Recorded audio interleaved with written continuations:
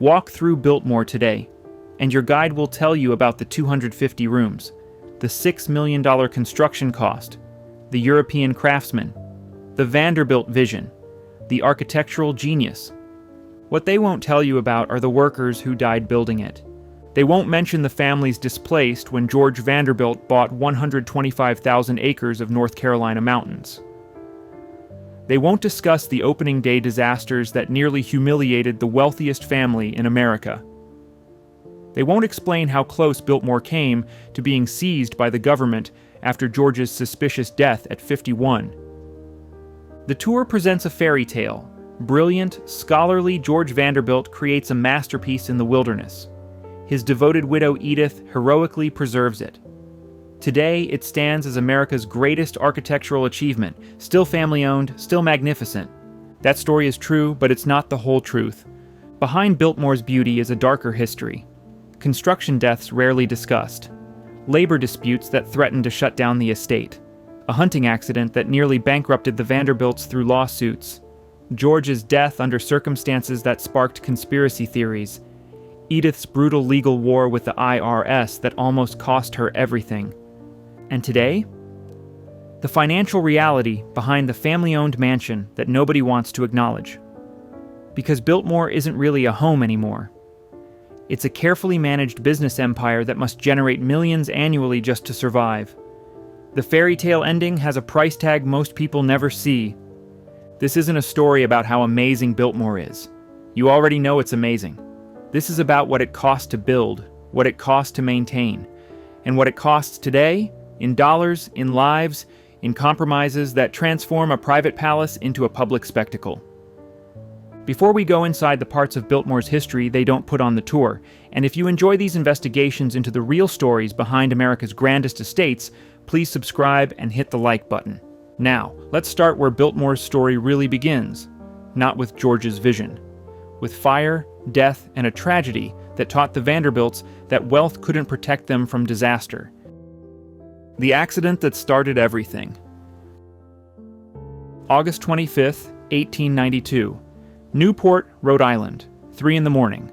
Cornelius Vanderbilt II's mansion was burning. Not Biltmore. That didn't exist yet. This was the first mansion on that Newport property, the one that came before the breakers. A massive wood frame structure filled with priceless art, surrounded by manicured lawns. The summer home of the wealthiest family in America. And it was on fire. The flames started in the basement, possibly from faulty wiring. Electricity was still new technology, dangerous, unpredictable. By the time servants noticed, the fire had spread through the lower floors. Smoke filled the servants' quarters first. They were sleeping. They didn't have a chance. Cornelius and his wife Alice escaped in their nightclothes, running into the Newport night. Their children got out. The family survived. But 3 servants died in that fire. Burned alive or suffocated by smoke while the Vanderbilts ran to safety. Their names are recorded but rarely mentioned. Mary Murphy, age 28. Catherine Connolly, age 35. Thomas Lynch, age 42. Irish immigrants working for one of America's richest families. They died because they slept in the servants' quarters, the cheapest construction in the house, the part that burned fastest. The Vanderbilt fortune, estimated at over $100 million, couldn't save them. All that wealth, all that power, and 3 people died because a mansion caught fire. The Newport community was shocked but not surprised. Gilded Age mansions were fire traps. Wood construction, gas lighting, fireplaces in every room, primitive electrical systems.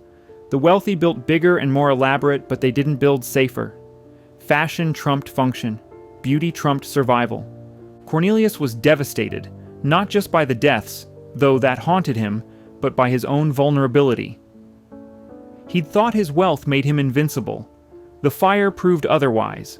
He vowed to rebuild, but this time everything would be fireproof. Stone, steel, modern technology, nothing would burn again. He commissioned Richard Morris Hunt to design the breakers, the massive Newport mansion that replaced the burned house. Hunt used steel framing, stone exterior, fireproof materials throughout. The breakers was a fortress disguised as a palace. But Cornelius wasn't the only Vanderbilt who learned from that fire. His younger brother George was there in Newport that summer. George watched his brother's mansion burn, watched the fire department arrive too late, watched Cornelius and Alice standing in the street in their nightclothes, helpless despite their fortune. And George made a decision. When he built his house, the house he'd been dreaming about for years, it would be fireproof. Completely, totally fireproof. No wood frame, no gas lighting, everything modern, everything safe. He'd been planning a chateau in the North Carolina mountains. Now it would be a fireproof chateau. The Newport fire killed 3 people and destroyed 1 mansion, but it fundamentally changed what George would build at Biltmore. Every decision about materials, every choice about construction, influenced by watching his brother's house burn while servants died inside. Walk through Biltmore today, and you're walking through George's response to tragedy. The steel frame, the limestone exterior, the elaborate sprinkler systems, the multiple exits, the fireproof construction throughout. None of that was standard in 1895. George insisted on it because he'd seen what happened when you didn't. The irony is brutal. 3 Irish servants died so that Biltmore could be built safer. Their deaths taught the Vanderbilts that wealth couldn't protect against disaster, but it could buy protection for the future. Mary Murphy, Catherine Connolly, and Thomas Lynch didn't just die in a fire. They died so the next generation of Vanderbilt mansions would be fireproof. Their names aren't mentioned on Biltmore tours. There's no memorial, but they're part of Biltmore's foundation as surely as the Indiana limestone. The house exists in its current form because of what happened to them. One Vanderbilt learned from this tragedy: the land nobody wanted and the people George displaced. When George Vanderbilt looked at the North Carolina mountains in 1888, he saw wilderness, untouched nature, empty land waiting for his vision. He was wrong. The land wasn't empty. Over 1,000 families lived on what would become Biltmore Estate. Most were poor. Many were former slaves or their descendants, freed after the Civil War and given small plots to farm. Others were white families who'd been there for generations, scratching out livings from exhausted soil. Some were squatters, technically trespassing on land nobody else wanted. They'd built homes, raised children, buried their dead in small family cemeteries scattered through the mountains. They had churches, schools, communities. Not prosperous communities. The land had been logged out, farmed to death, abandoned by wealthier families who'd moved on. But these people had nowhere else to go. This was home. Then George Vanderbilt arrived with his checkbook. He bought the land piece by piece over several years. 125,000 acres.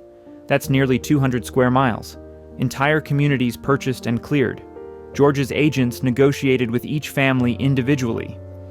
They offered fair prices by the standards of the time, more than the land was worth agriculturally. But fair price doesn't mean fair choice when you're negotiating with a Vanderbilt. If you refused to sell, you discovered your neighbors had sold, and now you were surrounded by Vanderbilt property. Your access roads crossed his land. Your water sources were on his property. You could hold out technically, but practically you were trapped. Eventually, everyone sold. Some families relocated nearby, buying smaller plots with the money George paid them. Others left the region entirely, moving to cities, to other states, starting over. The small cemeteries were supposed to be protected. George's agents promised families they could still visit their ancestors' graves. But over time, as roads changed and forests regrew, many of those cemeteries were forgotten, lost somewhere in the 125,000 acres. George didn't see himself as displacing people. He saw himself as improving the land, and in some ways he was right. The land before George bought it was an environmental disaster. Decades of destructive logging had stripped the mountains. Soil erosion was severe, streams ran brown with sediment. The clear-cutting had destroyed habitats, decimated wildlife, left the landscape scarred. George hired Gifford Pinchot, who'd studied forestry in Europe, to restore the forests. They replanted trees, controlled erosion, managed the land scientifically. This became one of America's first examples of sustainable forestry, proof that logged land could be restored. When George eventually sold 86,000 acres to the federal government, it became Pisgah National Forest, preserved forever. So George's version was true. He took devastated land and restored it. But the families who'd lived there had a different perspective. They took our homes. The contradiction is real. The land was environmentally destroyed. Yes, but people still lived there. They weren't destroying it. Previous generations of lumber companies had done that. These families were survivors, making do with what remained. George's restoration was environmentally positive, but socially disruptive. The workers George employed for construction came partly from these displaced families. If you couldn't live on your land anymore, you could at least work building the mansion that replaced your home. The wages were good by local standards. The work was steady. But there's a bitter irony in being paid to construct a palace on land where your family's cabin once stood. Today, Biltmore Estate talks proudly about George's conservation legacy, the forestry innovation, the land restoration, the creation of what became national forest. All true, all important. Environmental historians celebrate George Vanderbilt as a pioneer of sustainable land management. What they don't discuss much are the over 1,000 families who weren't there anymore by the time Biltmore opened in 1895. The communities that vanished, the small churches that closed because their congregations scattered, the schools that shut down because the children moved away. George bought the land legally, paid fairly by contemporary standards, didn't force anyone to sell at gunpoint. By Gilded Age standards, when many wealthy men simply took what they wanted, George was ethical. But ethical displacement is still displacement. Walk through Biltmore's forest today, those restored, beautiful forests, and you're walking through what used to be home to over 1,000 people. The land is healthier now than it was in 1888, but it's empty of the people who once lived there. George's vision required removing them first. The tour guides don't mention this. It's not a scandal. George didn't do anything illegal or even particularly unusual for his time. But it's a cost. One of many costs behind Biltmore's beauty. The land wasn't empty wilderness. It was cleared. But George wasn't building for them. The architect's impossible demand, Hunt versus Vanderbilt. When George Vanderbilt first approached Richard Morris Hunt about designing his North Carolina chateau, Hunt's response was immediate: no. Hunt was America's most prestigious architect. He'd designed the pedestal for the Statue of Liberty. He'd created the elaborate cottages in Newport for the Astors and Vanderbilts. He'd studied at the École des Beaux-Arts in Paris, the first American to do so. If anyone could design what George wanted, it was Hunt. But Hunt was also practical. And what George was proposing was insane. The location was impossible. Middle of nowhere, hours from any major city. Transporting materials would be a nightmare. Finding skilled workers in rural North Carolina? Impossible. The climate was wrong. Hot, humid summers that would torture construction crews, winter weather that would halt work for months. And the scale George envisioned? A 250-room French chateau, bigger than anything in America, built in the wilderness? Hunt told George to build in Newport like a sensible person, or New York. Somewhere with infrastructure, transportation, available labor. Building what George wanted in North Carolina would cost triple what it should cost, take twice as long, and probably fail. George didn't care about the cost. He offered Hunt whatever fee Hunt wanted. Build it in North Carolina, or George would find another architect. Hunt agreed, but on conditions. 1. George would not interfere with the design. Hunt was the expert. George could state his requirements, size, style, features, but Hunt would determine how to achieve them. 2. George would commit to whatever budget Hunt determined was necessary.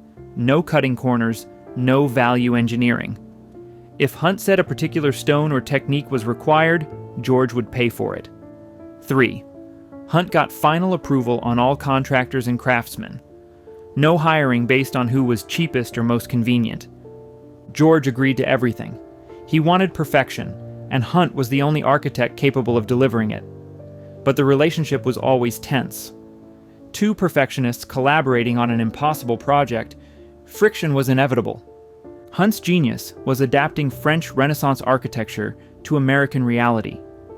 The chateaux George loved in France's Loire Valley were built over decades by teams of craftsmen working in established traditions. America didn't have those traditions. Hunt had to invent American versions of European techniques. The limestone exterior came from Indiana. Millions of pounds of stone quarried and transported by rail. Hunt designed a temporary railway spur just to move materials to the site. Each stone was cut, numbered, and shipped. Italian stonemasons assembled them on site, creating a seamless facade that looks like it could be in France. But underneath that European exterior, Hunt used the latest American technology: steel frame construction, revolutionary for residential buildings in the 1890s. This was skyscraper technology, adapted for a mansion. The steel frame made Biltmore fireproof and allowed for those enormous interior spaces. The banquet hall with its 70-foot ceiling? Impossible without steel supports disguised as decorative woodwork. Hunt insisted on modern systems throughout. Central heating using a massive steam system. Electric lighting powered by the estate's own generator. Multiple elevators, luxury in 1895. Hot and cold running water in 43 bathrooms. Fire suppression systems. An intercom connecting different parts of the house. Mechanical refrigeration in the kitchens. George wanted medieval romance. Hunt gave him medieval romance with modern comfort. The juxtaposition was deliberate. Lives surrounded by old-world beauty without old-world discomfort. The design process took over a year. Hunt created detailed drawings for every room, every detail. George reviewed them obsessively, requesting changes, suggesting alternatives. Hunt would argue, explain why certain things had to be certain ways. Sometimes George won. Usually, Hunt won. The partnership worked because both men ultimately wanted the same thing: perfection. But Hunt was constantly frustrated by the location. Every problem took longer to solve because they were building in the middle of nowhere. Need specialized workers? Import them from Europe? Need particular materials? Ship them from around the world. Simple issues that would take days to resolve in New York took weeks in North Carolina. The costs mounted terrifyingly. Hunt had warned George it would be expensive, but even Hunt was shocked by how expensive. The temporary railway, the housing for workers, the time wasted waiting for materials, the premium prices charged by craftsmen willing to work in such a remote location. Every aspect of construction cost more than it should because of where they were building. Hunt died in 1895, just months before Biltmore was completed. He'd spent 6 years on the project, his final masterpiece. He never saw it finished. His son, Richard Howland Hunt, completed the final details, working from his father's plans. The relationship between George and Hunt created Biltmore, but it also nearly destroyed both men's sanity. Hunt's insistence on perfection, George's unlimited resources but equally unlimited demands. It was collaboration and conflict simultaneously. Hunt knew he was creating something extraordinary, something that would outlast both of them. But he also knew it was costing George a fortune that even a Vanderbilt would struggle to maintain. Hunt built Biltmore to last centuries. He just wasn't sure George could afford to keep it that long. The irony is that Hunt was right about everything. The location was impossible. The costs were astronomical. The construction took longer than it should. But the result? The result was worth every compromise, every argument, every impossible demand. Hunt created an architectural masterpiece. But masterpieces require masters, and masters are rarely easy to work with. The genius of Biltmore came from that tension. Hunt's practical expertise fighting against George's impractical dreams, with George's money ensuring that dreams won. But who would actually build this impossible dream? The workers who died building Paradise. The death toll from building Biltmore is officially unknown. No comprehensive records exist of construction fatalities. But based on similar projects of the era, on the 6 years of construction, on the dangerous nature of the work, historians estimate between 8 and 10 years, 15 workers died building George Vanderbilt's dream. Their names aren't recorded. No memorial marks their deaths. The Biltmore Company doesn't discuss them, but they existed. They fell from scaffolding, were crushed by stones, were caught in machinery, died from infections after injuries in an era before antibiotics. Building Biltmore was dangerous work, lifting limestone blocks weighing hundreds of pounds using pulleys and manual labor, working 70 feet in the air on wooden scaffolding, installing that banquet hall ceiling, digging the foundation by hand, no modern excavators, just pickaxes and shovels and dynamite to break through rock, operating primitive steam-powered equipment with minimal safety features. Construction began in 1889 with over 1,000 workers on site at peak times. The workforce came from everywhere: local men from the displaced families and surrounding communities, workers from Asheville, craftsmen imported from Europe, Italian stonemasons, French plasterers, English woodworkers, Spanish tile setters. They all converged on this remote mountain site to build something that shouldn't exist. George built an entire town for the workers. Brick Village, they called it, rows of modest brick houses where workers and their families lived during construction. Better housing than many had known, actually. George treated his workers well by Gilded Age standards. Decent pay, reasonable housing, medical care when they were injured. But decent treatment doesn't prevent accidents. And in 1890, workplace safety wasn't regulated. No OSHA, no safety inspections, no legal liability for employers when workers died. If you fell from scaffolding, that was your problem. Your family got nothing. You were replaced the next day. The Italian stonemasons had some of the most dangerous jobs. They worked with heavy blocks of limestone, cutting them to precise dimensions, hoisting them into place, carving decorative details while standing on scaffolding 70 feet above the ground. One slip, one moment of inattention, one rotten piece of scaffolding, and you fell. If you were lucky, you died instantly.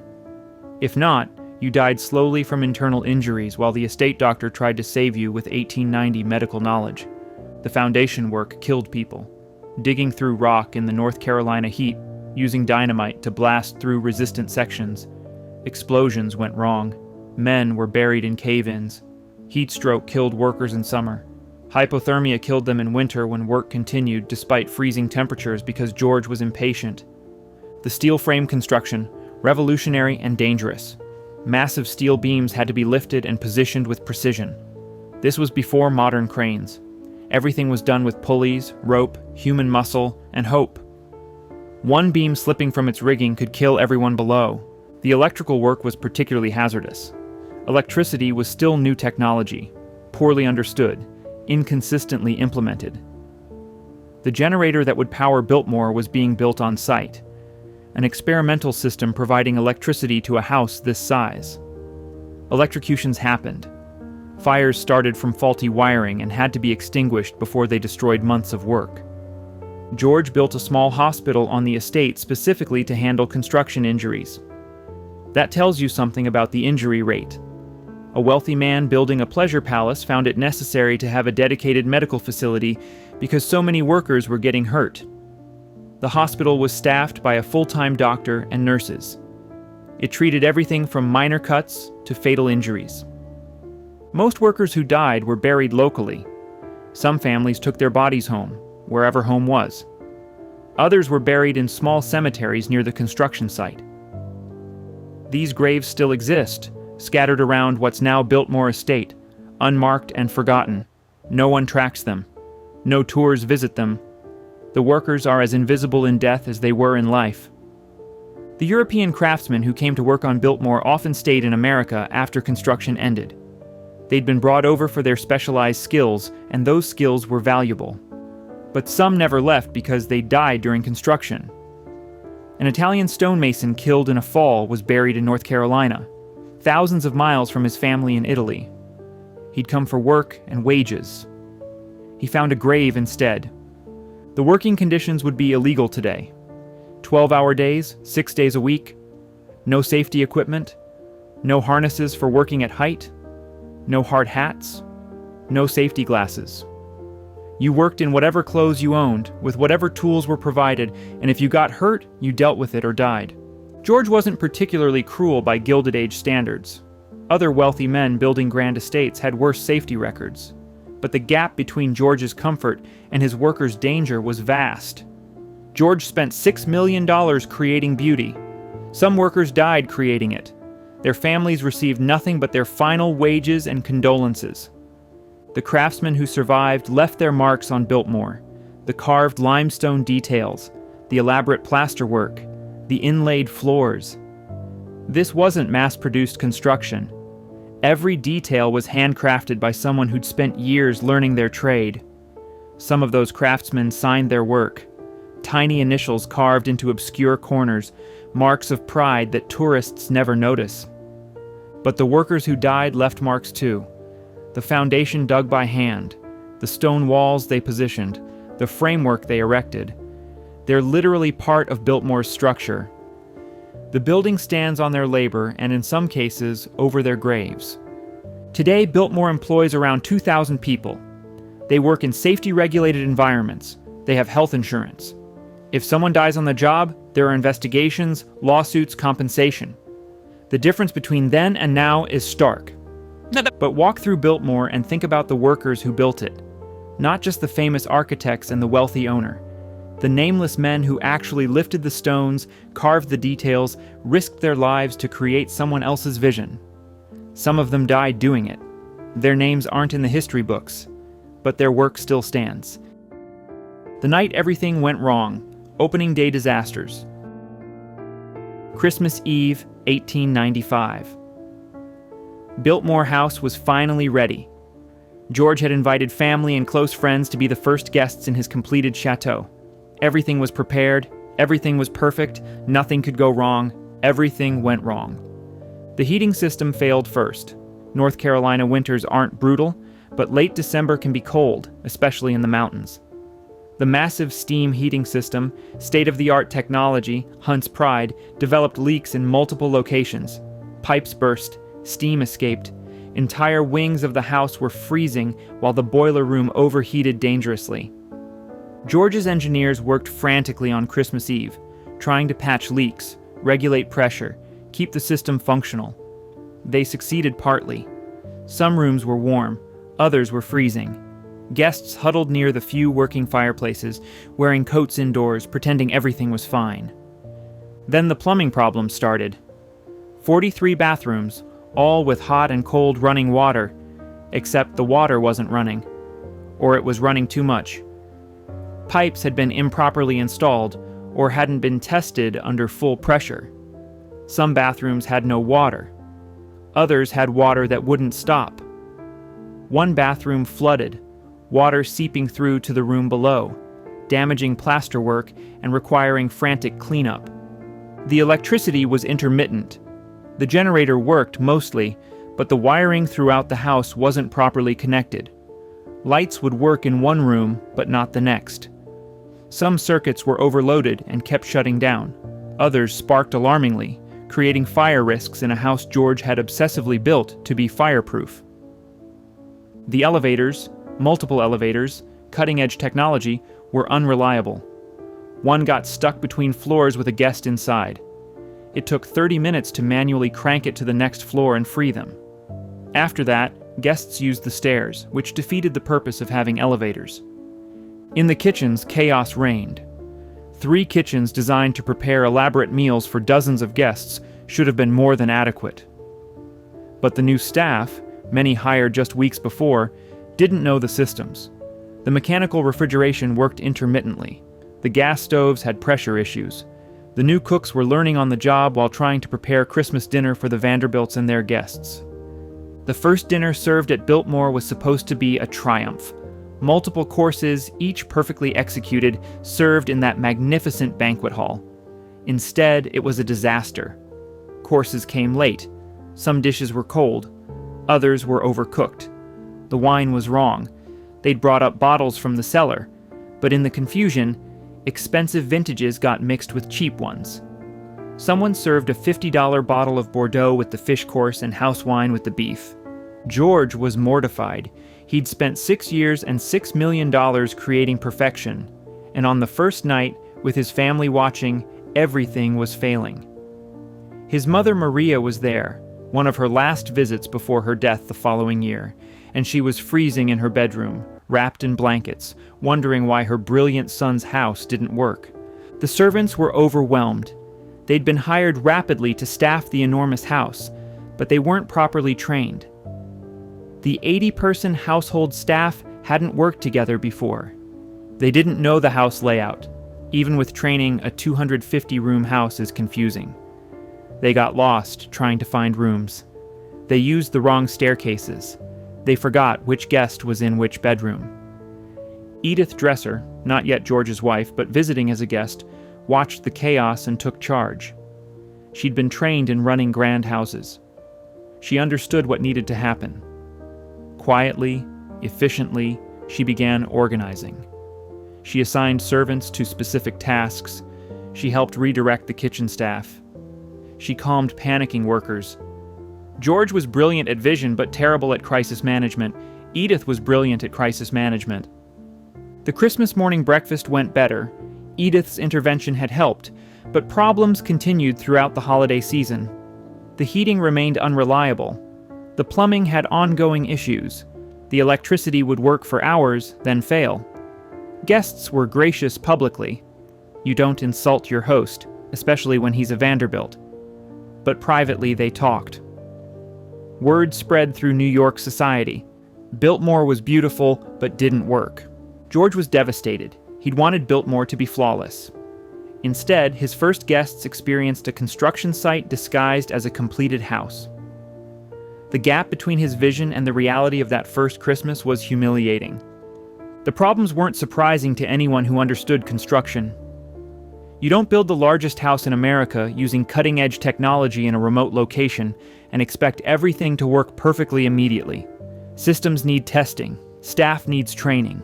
A house this complex requires months or years to fully shake down.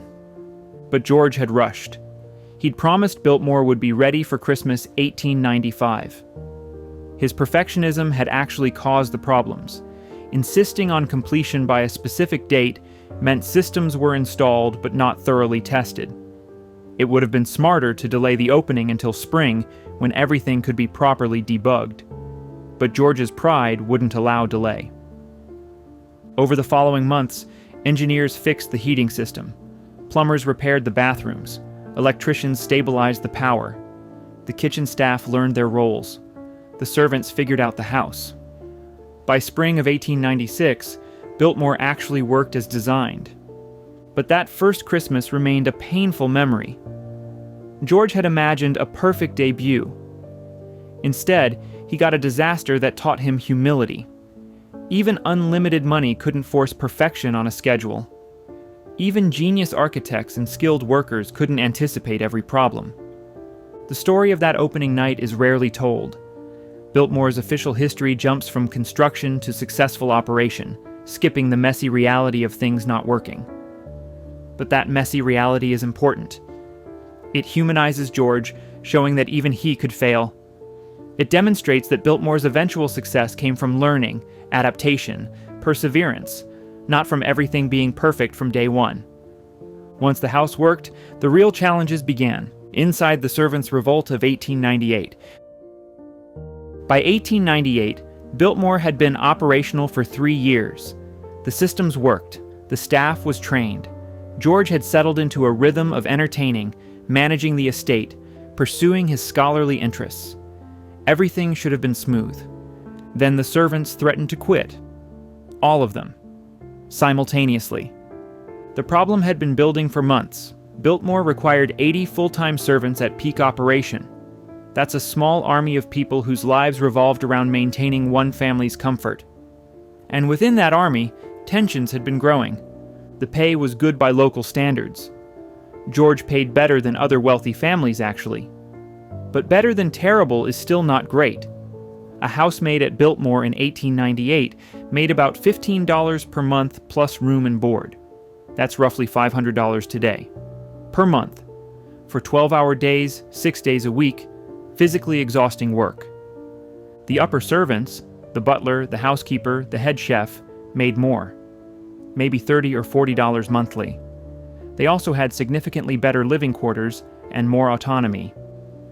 This created a rigid hierarchy where the lower servants lived in cramped rooms, worked the hardest, and had the least freedom while watching upper servants enjoy comparative luxury.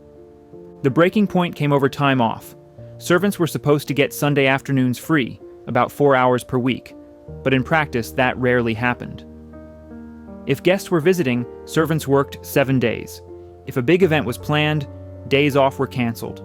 The promises made during hiring weren't being kept. A housemaid named Margaret, last name unrecorded, started organizing. She'd worked at other grand estates before Biltmore and had seen how servants were treated elsewhere. She knew servants had some leverage if they acted collectively. If one person quit, they were easily replaced. If all the servants threatened to quit, that was a crisis. Margaret quietly talked to other servants, the housemaids, the footmen, the kitchen staff, not the upper servants. They were too invested in the hierarchy. But the lower servants, the ones doing the brutal physical labor for minimal pay and no time off, they listened. The complaints were specific. Honor the time off promises. Improve the servants' quarters. Some rooms were barely heated. Increase pay for those doing the most dangerous work. Stop the practice of charging servants for replacing broken dishes or tools. If you were clumsy and broke something, the cost came out of your wages. In March 1898, Margaret and a group of about 20 servants requested a meeting with the head butler. He refused, telling them to get back to work. That's when they escalated. They sent a letter directly to George Vanderbilt outlining their grievances and stating that if changes weren't made, they'd resign collectively. George was shocked. He'd thought his servants were happy. He paid well. The housing was better than most servants experienced. He wasn't cruel or demanding. The idea that his staff was on the verge of mass resignation was incomprehensible. The head butler wanted to fire the ringleaders immediately. In most Gilded Age households, that's exactly what would have happened. You don't negotiate with servants. You fire the troublemakers and replace them.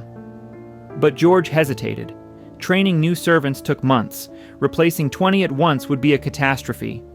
And somewhere in George's scholarly mind, he recognized they had legitimate complaints. He asked Edith Dresser for advice. They weren't married yet. That would come later that year, but she was visiting and understood household management better than George did. Edith had grown up around servants, managed them in other houses. She understood the dynamics. Edith's advice: meet with them, listen, make reasonable changes. Not because George had to, but because it was smarter than fighting. Satisfied servants worked better. High turnover was expensive and disruptive, and some of their complaints were legitimate. The time-off policy was being violated. Some quarters were inadequately heated. George met with a small group of the servants, not Margaret, who'd been identified as the ringleader and would have been too confrontational, but representatives who could articulate the issues professionally. The meeting was awkward. George sitting in his library surrounded by priceless books, discussing working conditions with people who made his beds and cooked his meals. But he listened, and he made changes. Not all the changes they wanted. He wouldn't negotiate on wages, considering them already fair. But he committed to honoring the Sunday afternoon time off policy, except for genuine emergencies. He ordered improvements to the servants' quarters, including better heating. He eliminated the practice of charging servants for broken items unless negligence was proven. Most importantly, he didn't fire anyone. The head butler wanted retribution. George refused. You don't fire people for having legitimate grievances and presenting them respectfully. The threatened mass resignation never happened. Most servants stayed. Some left over the following months. They'd been unhappy before this, and the partial changes weren't enough. But the core staff remained, and morale improved. Margaret, the organizer, stayed for another 2 years before leaving to marry a local farmer. Her role in the near revolt wasn't officially recorded, but other servants knew. For years afterward, Biltmore servants remembered that you could push back against unfair treatment and survive. The incident taught George something important. Wealth didn't make people grateful. Good treatment was measured relatively, not absolutely. His servants might have better conditions than servants elsewhere, but that didn't mean they were satisfied. They compared their lives to each other and to what they'd been promised, not to hypothetical worse situations. It also showed the limits of George's vision. He'd thought carefully about architecture, art, forestry, but he'd barely considered the humans who'd make Biltmore function. He'd hired 80 people and assumed they'd be happy with decent pay and housing. He hadn't considered that they were people with their own ideas about fairness and dignity. Edith's role in resolving the crisis was crucial. George would have either fired everyone or been paralyzed by indecision. Edith saw the pragmatic solution: make reasonable changes, maintain authority, avoid catastrophe. It was a preview of her future role managing Biltmore after George's death. She understood people and power in ways George never would. The servants' revolt is another story Biltmore doesn't emphasize. It's uncomfortable. Reminds visitors that the Gilded Age involved real people in unequal relationships, not just beautiful architecture. But it's important history. Those 80 servants made. Retry, see, continue a Biltmore function. Without them, the house was just an empty shell. Their near revolt showed that even in the Gilded Age, even working for a Vanderbilt, workers could organize and demand better treatment. The hierarchy among servants continued. That wouldn't change. But the lower servants had proven they had power if they acted collectively. That knowledge changed the dynamic at Biltmore. Management became slightly less arbitrary. Complaints were taken more seriously. The threat of mass resignation remained unspoken but real. The upper servants, the butler, the housekeeper, resented what had happened. They'd worked their way up through years of service, accepting harsh conditions to reach positions of relative comfort. Now lower servants were demanding changes the upper servants had never gotten. It felt like disrespect for the hierarchy they'd sacrificed to climb. But the lower servants saw it differently. Why should they accept terrible conditions just because previous generations had? The fact that servants had historically been treated poorly didn't justify continuing to treat them poorly. This tension between accepting hierarchy and demanding better defined labor relations at Biltmore for years. George's response to the crisis revealed his contradictions. He was genuinely progressive on some issues: forestry conservation, scientific agriculture, education. But he was fundamentally conservative on class issues. He believed in natural hierarchy, in some people being suited to command and others to serve. The servant uprising challenged that worldview. He accommodated it pragmatically, but never fully accepted it philosophically. The changes George made were minimal by modern standards. Better heating in servants' quarters, more reliable time off, not charging for broken items. These are things any reasonable employer provides. But in 1898, they represented concessions that George didn't have to make. The fact that he made them at all showed he was capable of learning. Edith's influence was growing. George relied on her judgment increasingly. She understood aspects of running a grand estate that George had ignored. The servants recognized this. They knew Edith had advocated for them. When she and George married later that year, the servants celebrated genuinely. They knew she'd continue advocating, balancing George's vision with operational reality. The near revolt also revealed something about Biltmore's finances that would become increasingly important. Labor costs were enormous. 80 servants at even minimal wages, plus housing, food, healthcare, it added up. Biltmore wasn't just expensive to build, it was expensive to operate, every year, forever. The costs never stopped. George could afford it in 1898.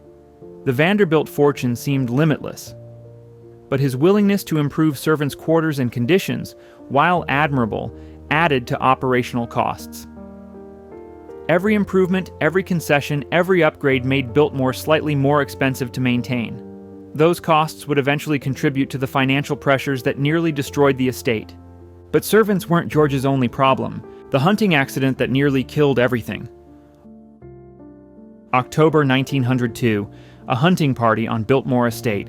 12 guests, all wealthy men from George's social circle. They'd spent 3 days hunting deer, bear, wild turkey on the estate's vast acreage. It was exactly the kind of traditional country house activity George wanted Biltmore to host. Masculine camaraderie, outdoor sport, evening dinners where the day's hunt was discussed over whiskey and cigars. Then someone shot the wrong target. The victim was James Patterson, not his real name, but the family paid to keep it quiet. Patterson was a New York banker, not particularly skilled at hunting, but wealthy enough to be included in George's social circle. He'd been separated from the group, tracking a deer he thought he'd wounded. Another hunter, maybe 50 yards away through thick forest, saw movement and fired. The bullet hit Patterson in the abdomen, not immediately fatal but serious. He screamed. The other hunters rushed to him. They were miles from the house, miles from the estate hospital, and Patterson was bleeding badly. They fashioned a stretcher from tree branches and coats, carried him back to Biltmore. Took hours. By the time they reached the estate hospital, Patterson was in shock from blood loss.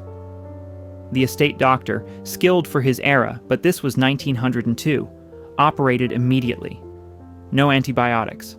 Primitive anesthesia. The doctor did his best.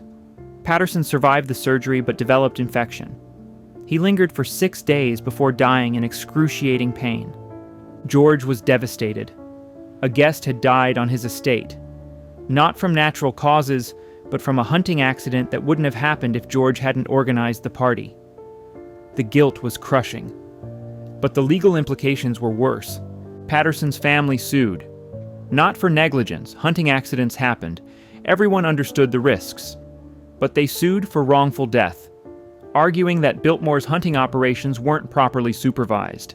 They claimed George had allowed hunting without adequate safety protocols, without properly marked hunting areas, without sufficient guides to prevent hunters from accidentally shooting each other. The lawsuit sought $500,000 in damages, equivalent to about $15 million today. For George, even with Vanderbilt wealth, that was significant money. But the greater threat was the precedent. If George lost, it would establish that estate owners were liable for any accidents during recreational activities. Every wealthy person hosting guests for hunting, fishing, riding, they'd all be exposed to massive liability. George's lawyers fought aggressively. They argued that Patterson had assumed the risk by hunting. They presented witnesses claiming Patterson had separated from the group against instructions. They questioned whether Patterson's shooting was even an accident. Maybe he'd been mistaken for game by an incompetent hunter, but that wasn't George's fault. The Patterson family's lawyers countered that George had created the conditions for the accident by allowing hunting on such vast, unmarked acreage, by not requiring safety vests or other identification, by serving alcohol the night before hunts, by hosting more hunters than he had guides to supervise. The lawsuit dragged for 18 months. During that time, George stopped all hunting parties at Biltmore. The gun room, with its hundreds of rifles displayed like art, became a monument to activities that were now too legally dangerous. The guests who'd been invited for hunting found themselves attending sedate dinners and garden tours instead. Other wealthy estate owners watched the case nervously. If George Vanderbilt, with his resources and legal team, could be held liable for a hunting accident, what did that mean for them? Some stopped hosting hunting parties. Others required guests to sign waivers, though it was unclear if waivers would hold up legally. The case settled in early 1904. Terms weren't disclosed, but historians estimate George paid around $200,000 to the Patterson family. Not the full $500,000 they'd sought, but substantial. More importantly, the settlement included no admission of liability. George's lawyers ensured the settlement couldn't be used as precedent in future cases. But the damage was done. George had learned that hosting guests created massive liability exposure. Any accident, hunting, riding, swimming in that indoor pool, could result in lawsuits. His vision of Biltmore as a European-style country estate where guests enjoyed traditional aristocratic pursuits crashed against American legal reality. European aristocracy operated under different rules. A duke hosting a hunt where someone was shot wouldn't be sued. The injured party would accept it as unfortunate accident. But America had no aristocracy. George was just a wealthy private citizen, subject to the same laws as everyone else. He could build a chateau, but he couldn't import the legal immunity European nobility enjoyed. The hunting accident changed how Biltmore operated. Recreational activities were limited. Guests were supervised more closely. Waivers were required. even though their legal validity was questionable. Insurance was purchased, though insuring a property like Biltmore was expensive and complicated. The costs kept mounting. Building Biltmore, $6 million. Operating it annually, hundreds of thousands. Legal settlements, hundreds of thousands more. Insurance, tens of thousands annually. Every problem, every crisis, every accident added to the financial burden. George was wealthy enough to absorb these costs in the early 1900s. But the hunting accident revealed a deeper issue. Biltmore existed in a legal and social system that didn't accommodate what George was trying to create. He wanted a private paradise operating by aristocratic rules, but he lived in democratic America, where anyone could sue anyone, where wealth didn't grant legal immunity. The contradiction would haunt Biltmore for decades.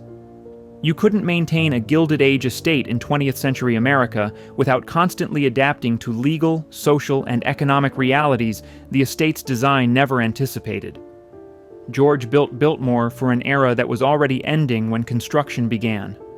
James Patterson's grave is in New York, not North Carolina. His name isn't associated with Biltmore in any official history. But his death changed the estate fundamentally. It ended George's dream of Biltmore as a traditional country house, where aristocratic pursuits continued unchanged. It was one more cost, financial, legal, social, that George hadn't anticipated when he first envisioned his chateau in the mountains. George's death, the conspiracy theories. March 6, 1914, Washington, D.C. George Vanderbilt died on an operating table during what should have been routine surgery. He was 51 years old. The official cause, complications from an emergency appendectomy. The unofficial story is more complicated. George had traveled to Washington for business. Meetings about Biltmore's finances, which were becoming strained. He'd complained of abdominal pain for several days, but ignored it, pushing through meetings, maintaining his schedule. By March 5th, the pain was severe. Doctors diagnosed acute appendicitis. Surgery was necessary immediately. Appendectomy in 1914 was risky but not usually fatal. The procedure itself was well established. Thousands of people survived it. But George was in poor health generally. He'd always been frail, preferring books to exercise, never physically robust. Still, at 51, he should have survived. The surgery began on the morning of March 6th. The surgeon was experienced, the facility was adequate. But complications developed quickly. George's heart, always weak, struggled under anesthesia. His blood pressure dropped. He went into shock. The surgeon completed the procedure, but George never stabilized. He died that afternoon without regaining consciousness. The official explanation satisfied most people. Tragic, but these things happened. Medical complications. Unfortunate, but not suspicious. George was buried at the Vanderbilt family mausoleum in Staten Island. Edith was devastated. Their daughter Cornelia, only 13, had lost her father, but within weeks, whispers started.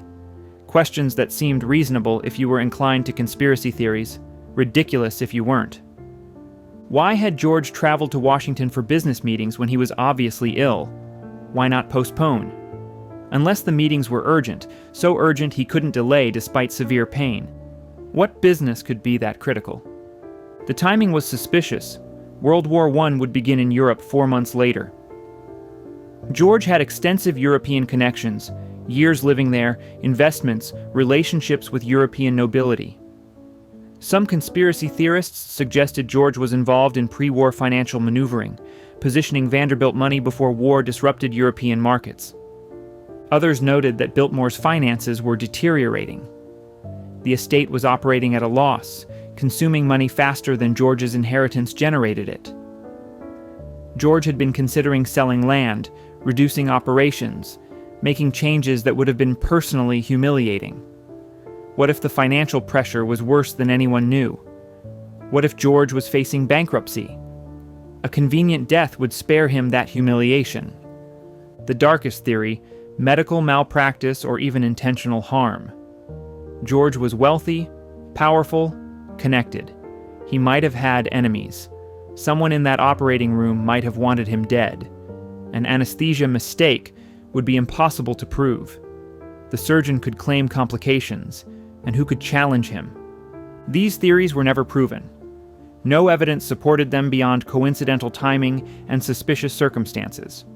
George probably died exactly how the official record states, complications from emergency surgery in a man with poor baseline health. Unlucky, not murderous. But the theories persisted because George's death was so consequential. His death triggered estate taxes that nearly destroyed Biltmore. His death left Edith fighting for survival. His death changed everything for the estate and the family. If someone had wanted to damage the Vanderbilts, killing George at that specific moment would have been devastatingly effective. The financial motive is most plausible.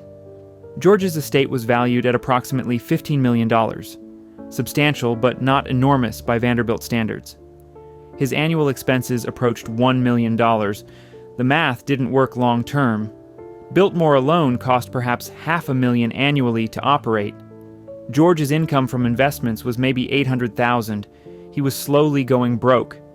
If George had lived another 20 years, he might have had to sell Biltmore. The humiliation would have been crushing. The scholarly Vanderbilt, who'd built America's greatest house, forced to admit he couldn't afford to keep it. Death spared him that fate. Coincidence? Probably, but convenient. The medical records from George's surgery were lost or destroyed. Standard practice for the era.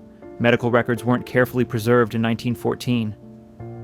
But the absence of records makes it impossible to verify or disprove the official story. We have newspaper reports, family statements, secondhand accounts, nothing definitive.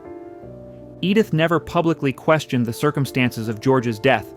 If she had suspicions, she kept them private. She focused on survival, her own, Cornelia's, and Biltmore's. Investigating her husband's death would have been a distraction from the immediate crisis of estate taxes and operational costs. The conspiracy theories probably aren't true. George probably died from medical complications, bad luck, and poor health. But probably isn't certainly. The timing was suspicious. The consequences were enormous.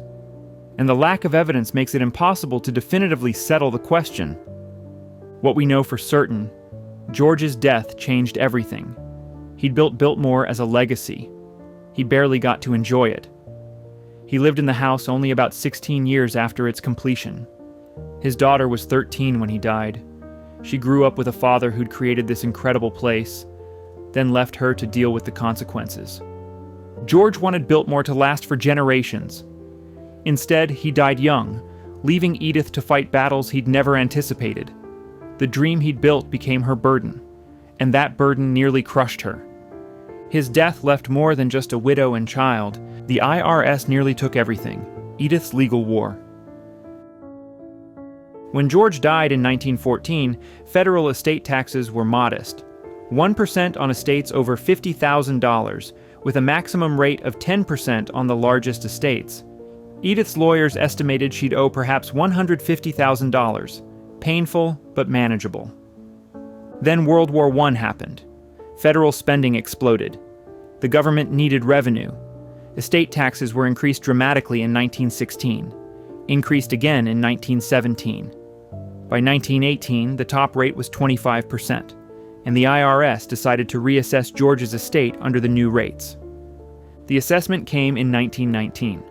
The IRS valued George's estate at $15 million and demanded immediate payment of $3.7 million in taxes. $3.7 million. Edith didn't have that much liquid capital. Most of George's wealth was tied up in Biltmore itself. The house, the land, the furnishings, the art. She'd have to sell massive portions of the estate to pay the tax bill. Edith refused. She hired the best tax lawyers in New York and prepared to fight. The battle would last 5 years and nearly destroy her. The IRS's position was straightforward. George's estate was worth $15 million. The tax was 25%. Pay $3.7 million or we seize property. They didn't care that Edith couldn't liquidate Biltmore easily. They didn't care that selling would destroy what George had built. Pay or lose everything. Edith's lawyers attacked the valuation. $15 million was absurd, they argued. Yes, Biltmore had cost $6 million to build, but construction costs don't equal market value. Who would buy a 250-room house in rural North Carolina? There was no market for such a property. It was essentially worthless as real estate because it couldn't be sold. The IRS countered that rarity creates value. Biltmore was unique, therefore priceless. If Edith wouldn't pay taxes on it, they'd seize it and auction it. Someone would buy America's largest house, even at a discount. The legal argument became philosophical. How do you value something that's one of a kind? Biltmore wasn't comparable to anything. There were no comps like in normal real estate valuation. Its worth was whatever someone would pay, and nobody knew what that was because nothing like it had ever been sold. Edith's lawyers brought in expert witnesses, real estate appraisers who testified that Biltmore's market value was maybe $3 million, less than construction cost because it was so specialized. Hotel operators who testified they couldn't convert Biltmore into a hotel profitably because the location was too remote. Potential buyers who testified they'd looked at purchasing Biltmore and decided it was impractical. The IRS brought their own experts who testified that Biltmore's art and furnishings alone were worth millions. That the land, 8,000 acres by this point, since George had already sold much of the original acreage, was valuable for development or agriculture. That Biltmore could be converted into a resort or school or institution. Someone would buy it. The case dragged through administrative hearings, then federal court. Each delay cost Edith money in legal fees. Meanwhile, she was trying to keep Biltmore operational, maintain the staff, manage the agricultural operations, raise teenage Cornelia. The stress was crushing. By 1922, Edith was desperate. The legal fees alone had cost hundreds of thousands. She'd already sold 86,000 acres to the federal government for $500,000 to raise cash. She'd reduced Biltmore's staff from 80 to about 50. She'd closed entire wings of the house to reduce heating costs. And still, the IRS wouldn't compromise. Then Edith made a calculated gamble. She announced publicly that if the IRS didn't settle reasonably, she'd donate Biltmore to the federal government as a national park. She'd take a tax deduction for the donation, zero out her tax liability, and let the government figure out what to do with a 250-room mansion. It was a bluff. She didn't want to give up Biltmore, but it was a credible bluff. The government didn't want Biltmore either. What would they do with it? Turn it into a museum? A government office building in rural North Carolina? The National Park Service had no interest in owning it, and if Edith donated it, the government would get zero tax revenue and be stuck with massive maintenance costs forever. The bluff worked. In 1923, the IRS settled. Final tax bill, $1.1 million. Still enormous, but less than a third of the original demand. Edith sold land, art, and furnishings to raise the cash. She borrowed against Biltmore's reduced value. She mortgaged parts of the estate. By 1925, the tax bill was paid, but the cost was more than money. The estate was smaller, down to 8,000 acres from the original 125,000. Much of George's art collection was gone, sold to pay taxes. Furnishings from lesser-used rooms were auctioned. The staff was permanently reduced. Entire sections of Biltmore were mothballed, furniture covered with sheets, rooms closed to save maintenance costs. Edith had won the legal war but lost much of what she'd been fighting to preserve. Biltmore survived but diminished. George's vision, a self-sufficient estate operating like European country houses, was dead. What remained was a smaller, less ambitious operation focused purely on survival. The IRS battle taught Edith brutal lessons. First, the government could destroy even the wealthiest families through taxation. The Vanderbilt fortune wasn't immune. Second, property that couldn't generate income was a liability, not an asset. Biltmore couldn't just be beautiful, it had to be profitable, or at least break even. Third, she was on her own. The extended Vanderbilt family offered sympathy, but no financial help. Each branch was protecting their own interests. Most importantly, Edith learned that Biltmore's future required radical change. The Gilded Age model, wealthy owner, private estate, no commercial activity, was dead. If Biltmore was going to survive, it needed to generate revenue. That realization would lead to the most controversial decision of Edith's life: opening Biltmore to paying tourists. But even before she made that decision, she'd already saved Biltmore once through 5 years of legal warfare against the federal government. She'd outmaneuvered the IRS, protected her daughter's inheritance, and kept George's dream alive. Damaged, diminished, but alive. The rules had changed forever. What Biltmore really costs today, the numbers they won't tell you. Stand at Biltmore's entrance today, buy your ticket, $75 to $95 depending on season, and you're participating in a carefully constructed financial operation that barely anyone understands. Because Biltmore isn't really a house anymore. It's a business empire that happens to contain a house. The Biltmore Company doesn't publish detailed financial statements. It's privately held by George Vanderbilt's descendants, so it doesn't have to disclose much. But through property tax records, industry analysis, and occasional financial leaks, we can estimate what it actually costs to keep Biltmore operating. Start with the basics. 8,000 acres in North Carolina. Property taxes on that much land, plus the house and its priceless contents, run approximately $5 million annually.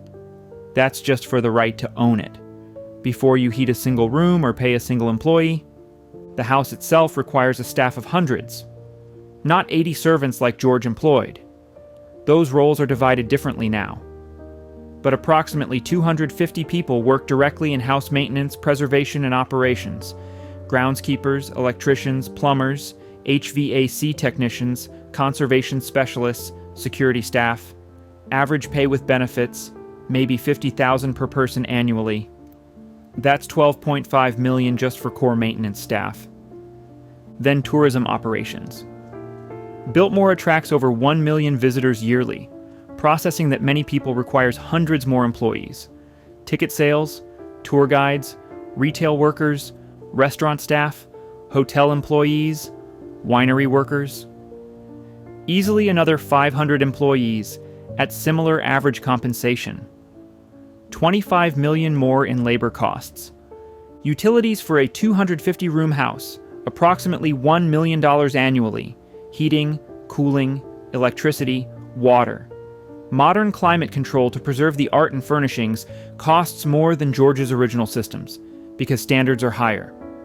You can't let humidity fluctuate when you're protecting tapestries worth millions. Insurance, estimated at $3 to $5 million annually. You're insuring not just the building, but irreplaceable contents. Art, furniture, books. George's collection is worth hundreds of millions at minimum. The insurance alone could fund a small museum. Then ongoing preservation. A house this old, this large, constantly needs work. Roof repairs, stone restoration, woodwork preservation, plumbing and electrical upgrades, conservation of fabrics, paintings, books. Budget at least $5 million annually for maintenance projects. Some years are worse. Major restoration projects can cost tens of millions. Add security systems, groundskeeping equipment, vehicle fleet for estate operations, technology infrastructure, legal and accounting services, marketing and advertising. You're approaching 50 to 60 million in annual operational costs. Conservatively, now the revenue side. 1 million visitors at an average ticket price of $80. 80 million. Sounds profitable, right? Except that doesn't account for discounts, comps, group rates. Real revenue from admissions is closer to 65 million. The winery generates approximately 20 million annually. The Inn on Biltmore Estate, a luxury hotel on the grounds, maybe 15 million. Restaurants, retail shops, special events, another 20 million combined. Total revenue, approximately 120 million annually. So Biltmore makes money? Yes, but barely. After 60 million in costs, they're netting maybe 60 million profit. Sounds like a lot until you remember they need to constantly reinvest in preservation, expansion, and improvements. That $60 million profit is needed capital for keeping a 130-year-old house viable. And those numbers don't include estate planning costs. The current generation is working to transfer Biltmore to the next generation without triggering massive estate taxes. They're using conservation easements, charitable trusts, and complex legal structures to minimize tax liability. Those structures cost millions to establish and maintain. Here's what tourists don't understand. That $75 ticket isn't expensive. It's barely sufficient. If Biltmore charged what it actually costs per visitor to maintain the estate, tickets would be $200. They keep prices lower to maintain visitation. Empty seats on tours generate zero revenue. The wine. Rye isn't a luxury add-on. It's a critical revenue stream. Biltmore had to diversify income sources because admission alone couldn't sustain operations. Wine, hotel, restaurants, events. Each one was added because Biltmore needed money. Not wanted money, needed it. The family still owns Biltmore, yes. But ownership is complicated. They can't sell it. It's effectively unsellable at any price that would make sense. They can't dramatically change it. Historical preservation restrictions limit alterations. They can't stop maintaining it. Deferred maintenance would cause catastrophic damage. They're owners, but they're also prisoners. Biltmore owns them as much as they own it. The descendants of George Vanderbilt who manage Biltmore today are essentially running a business that happens to have family history. Some live on the estate, but in private quarters tourists never see. Their lives are constrained by Biltmore's needs. Vacations, career choices, personal decisions, all impacted by the responsibility of maintaining their ancestors' legacy. And succession planning is nightmare. Each generation must transfer ownership without triggering estate taxes that could force a sale. This requires lawyers, accountants, decades of planning. The current generation is preparing transfers that won't happen for 20 or 30 years. Planning for people who might not be born yet. Compare this to other Gilded Age estates, the breakers in Newport, given to Preservation Society because the family couldn't afford it, Vanderbilt mansions in New York, demolished because maintenance was impossible. Whitehall in Florida became a museum. Of all the grand Gilded Age estates, only Biltmore remains family-owned. Not because the family is richer, because they've worked harder, sacrificed more, and committed to a business model that most families wouldn't accept. Is it worth it? Ask the family members and you'd get complicated answers. Yes, because it's family legacy, George's vision, American history, but also no, because it's constraining, expensive, exhausting. They can't just be rich people enjoying their wealth. They're managers of a historical property that happens to be their home. The fairy tale version of Biltmore, family lovingly maintaining their ancestral mansion, is true but incomplete. The reality is a sophisticated business operation generating over $100 million in annual revenue, employing over 1,000 people, operating multiple subsidiary businesses, all to maintain one house. George built Biltmore as a private retreat. Today, over 1 million strangers walk through it annually. He built it to last for generations. It has lasted, but transformed into something he'd barely recognize. He wanted a self-sufficient estate. It's now a tourist destination that survives by selling access to the dream he built for himself. That's the price of preservation. Not just the millions in annual costs, the transformation from private palace to public spectacle, from family home to business empire, from George's vision to managed historical property, Biltmore survived. But what survived isn't exactly what George built. It's an adaptation, an evolution, a compromise between preservation and practicality. The house stands, the family owns it. But ownership means something different now than it did when George opened those doors on Christmas Eve, 1895. The price of paradise. Walk through Biltmore today and you're walking through contradiction. The most beautiful house in America, built by workers who died creating it. The grandest private estate, maintained by opening doors to 1 million strangers yearly. The dream of one scholarly Vanderbilt, transformed into a business empire his widow built from desperation. George Vanderbilt wanted to create beauty that would last forever. He succeeded, but not how he imagined. The beauty remains.